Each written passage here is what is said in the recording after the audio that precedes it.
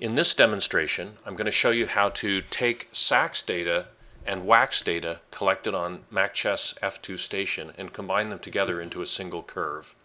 So first of all, what you need to do is navigate to your data file, and in this case I have on my desktop, I've got a SAXS video examples folder, and I'm simply going to load some pre-computed profiles. I have here a lysozyme profile, which I've loaded over here into the right-hand image window, and I'm going to display that in log-lin mode. So you should have done all of these tasks in some of the earlier demonstration videos that I've shown you. This is just for the WAXS range, so it starts just below 0.01 inverse angstroms and goes out to about 0.27 or 0.3 angstroms, which is adequate for many, if not most, SAXS experiments, but sometimes users wish to incorporate even higher resolution data. So I'm going to show you how to do that. So we'll go through the whole process. I'm going to go up to the Python toolbar and load settings, and I'm going to find in my folder, there's a wax.cfg file, which you should be able to see right here. If you don't have a CFG file for your WAXS data, you should refer to the separate video that we have on creating CFG files.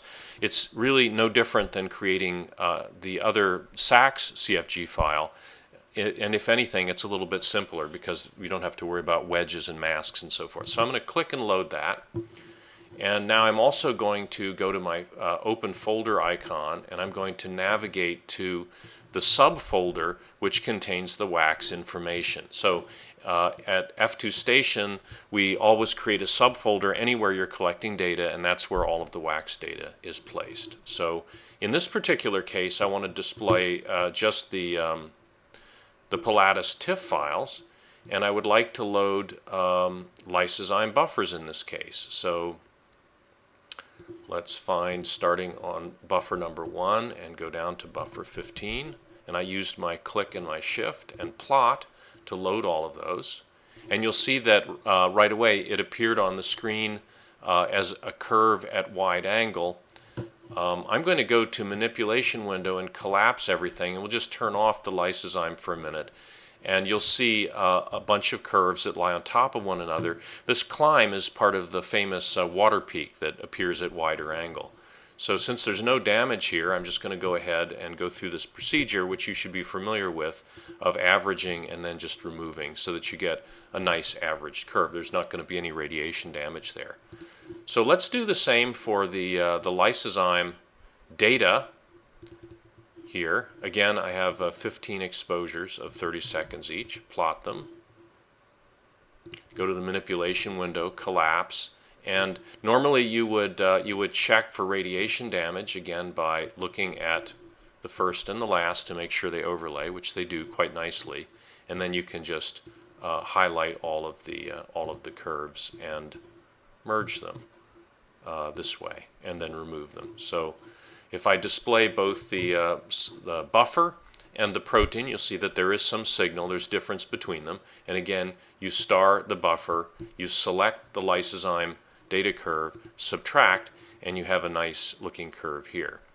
So at this point, what I'm going to do is I'm going to turn back on the lysozyme profile that we loaded earlier, and I'm going to go ahead and shift it by right-clicking on my mouse. I'm going to go move it down to the bottom plot so that we have them on the same scale. And you can see right away that the scales of the two curves do not match.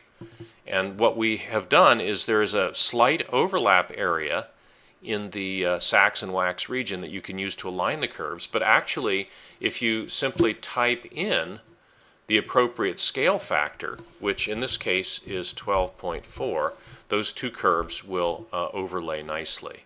I'm going to convert this to full screen just so you can see it. Okay, and this is easier to see on a log-lin scale. Okay, now this magic factor of 12.4, you can either find that by manually adjusting it, or actually that's simply the ratio of the solid angles of the pixels between the WAXS and the SAXS detectors.